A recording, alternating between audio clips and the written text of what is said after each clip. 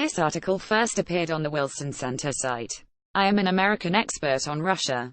It is my job to pay close attention to the ups and downs of the US-Russia relationship, with the goal of helping US policymakers, the press, and the wider public understand what is going on. Under normal circumstances, such understanding would be useful for crafting better policy, and for more effectively managing both the challenges and the opportunities we face with Russia.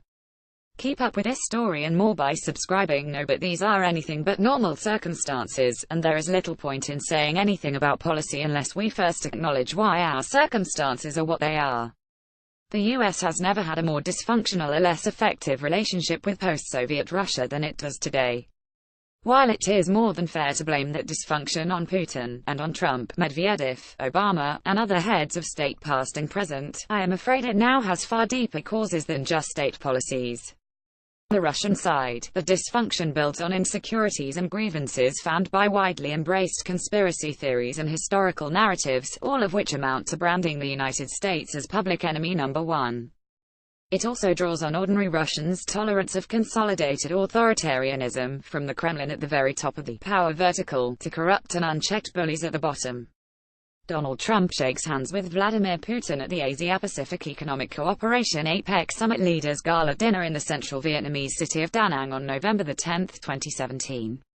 Mikhail Clement-Getty. On the American side, the dysfunction is different but arguably just as deep. It begins from a national mood that combines Cold War-style paranoia about the Russian bogeyman with a zero-sum, us versus them, view of everything from taxes to public safety. These disturbing trends find welcome resonance in a media, political and civic culture in which any sense that there are rules of decency has been long since trampled. We should have no illusions. Vladimir Putin is a huge problem for the United States, just as he is for his neighbors and for his own people. He has crushed every bud of liberal democracy in Russia, has invaded Ukraine to seize its sovereign territory by force, at the cost of well over 10,000 lives, and he has backed the dictator Bashar Assad in Syria, with the blood of hundreds of thousands on his hands. The evidence is quickly mounting of Russia's interference in the 2016 U.S. elections and of its ongoing operations, apparently aimed at eroding democratic politics, social cohesion and security alliances from Europe to Latin America. These are grave threats and they should be met with clarity, strength and resolve. Yet not a single one of these threats posed by Russia has a military solution. We can hit the Russians as hard as we want to, punish them for bad behavior, but as long as they have the ability to hit back, they will do so, and the cycle will continue. Such escalation carries unacceptable risks. As Ronald Reagan said, a US-Russian nuclear war cannot be won, and so must never be fought. That means that Americans will have to make difficult choices about which tools of our national power to use to manage relations with Russia. The good news is we have an impressive arsenal, if we can bring it to bear intelligently. Aside from our military, which is by any measure the world's strongest, the U.S. economy is still the largest, and it far exceeds even a fast-growing China as a hub for investment and innovation for the entire world.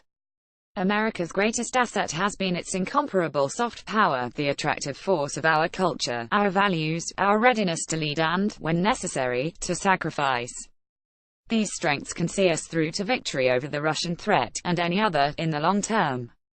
But in the meantime, our vital national interests, including our security, prosperity and our very identity, are at risk from the dysfunction gripping our national life. This problem is far bigger than US-Russia relations, but it comes to a head in the contest between Washington and Moscow. Consider the treatment of Russia today in much of our national debate.